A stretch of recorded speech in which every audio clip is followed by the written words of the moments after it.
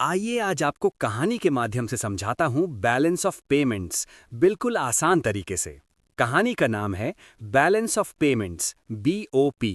India एक देश है जो हर साल अपनी इकोनॉमिक पहलू का पूरा हिसाब रखता है।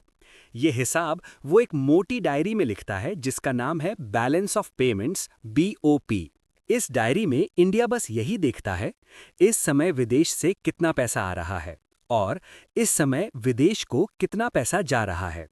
इस सवाल का जवाब ढूंढने के लिए इंडिया अपनी डायरी का पहला पन्ना खोलता है। इसमें लिखता है करंट अकाउंट, रोजमर्रा की कहानी। इंडिया देखता है कि उसकी रोज की इंटरनेशनल एक्टिविटीज करंट अकाउंट में लिखी जाती हैं। ये बिल्कुल घर के मंथली इनकम एक्सपेंस जैसा है। सबसे पहले इंडिया सामानों की तरफ देखता है। सेक्टरी, गुड्स, आने जाने वाला पैसा। इंडिया कुछ चीजें विदेश भेजता है, लोग उन्हें खरीदते हैं और पैसा भेजते हैं। इंडिया इसे एक्सपोर्ट्स कहता है, पैसा आ रहा है। लेकिन इंडिया कुछ चीजें विदेश से खरीदता भी है, इसके बदले पैसा बाहर जा रहा है। इसे कहा जाता है इंपोर्ट्स, पैसा जा रहा है। इंडिया रुककर हिसाब लगाता है, trade balance equals exports minus imports. इसके बाद इंडिया सोचता है कि सिर्फ सामान ही नहीं, सेवाएं भी तो हैं। अब लिखता है सर्विसेज, यानी कि इंडिया की ताकत। इंडिया दुनिया को आईटी सर्विसेज, बैंकिंग सर्विसेज और टूरिज्म सर्विसेज देता है। इसके बदले विदेश से पैसा आता है। इंडिया को भरोसा मिलता है क्योंकि सर्विसेज एक्सपोर्ट उसकी स्ट्रेंथ है। लेकिन इंडिया जानता है कि कुछ पैसा ऐसा भी है जो कमाकर भी बाहर चला जाता है, यानी कि प्राइमरी इनकम, यानी कि कमाई का बाहर जाना। इंडिया देखता है कि विदेशी कंपनियां उसके देश में काम करती हैं, वे यहां प्रॉफिट कमाती हैं और उसे अपने देश भेज देती हैं। इंडिया इसे आउटफ्लो मानता है और इसे प्राइमरी इनकम में लिखता है। अब इंडिया सोचता है कि क्या कोई पैसा ऐसा है जो बिना किसी बदले आता हो। अब आता है सेकेंडरी इनकम, यानी कि बिना बदले आने वाला पैसा। इंडिया के लोग विदेश में काम करते हैं, वे हर महीने पैसा अपने परिवार को भेजते हैं। इंडिया इसे बहुत सम्मान से लिखता है, रेमिटेंसेस। ये पैसा बिना किसी सर्विस या गुड के बदले आता है, इसीलिए इसे कहा जाता है सेकेंडरी इनकम। अब इंडिया पूरे करंट अकाउंट का हिसाब जोड़ता है, मतलब करंट अकाउंट डेफिसिट, CAD, चिंता की शुरुआत।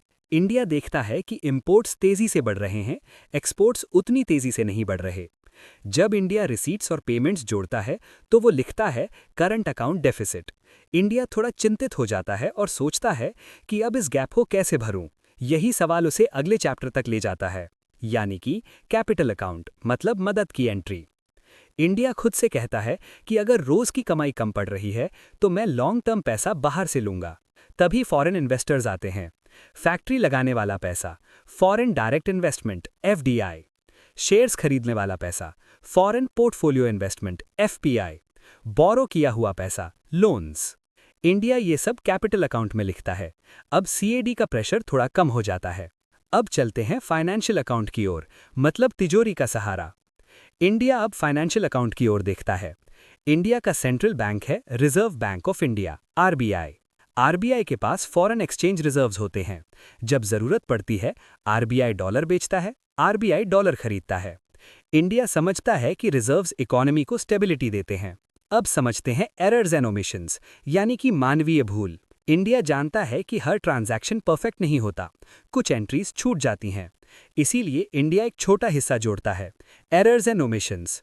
अब पूरी डायरी बंद होने के करीब है। इंडिया पूरी डायरी को देखता है और समझता है, करंट अकाउंट में घाटा है, लेकिन capital account plus financial account से पैसा आ रहा है, इसीलिए टोटल हिसाब बराबर हो जाता है। इंडिया मुस्कुराकर कहता है, BOP इज ऑलवेज बैलेंस्ड। अब इसका करेंसी, यानी कि रुपए पर असर देखते हैं। इंडिया समझता है, ज्यादा पैसा आया यानी रुपी स्ट्रांग हुआ, मतलब अप्रिसिएशन। ज्यादा पैसा गया यानी रुपी वीक हुआ, मतलब डेप्रिसिएशन। इस तरह ये कहानी समाप्त होती है। आइए जानते हैं कुछ याद रखने वाली बातें। इंडिया का नेचर याद रखने की line: India imports oil, exports services, earns remittances. Current account deficit is financed by capital account. Accounts may be in deficit or surplus, but balance of payments is always balanced. Currency inflow मतलब appreciation, currency outflow मतलब depreciation। चलिए दोस्तों, मिलते हैं अगली कहानी के साथ अगले चैप्टर में। बने रहिए, चैनल के साथ जुड़े रहिए और अपना प्यार बनाए रखिए। आभार।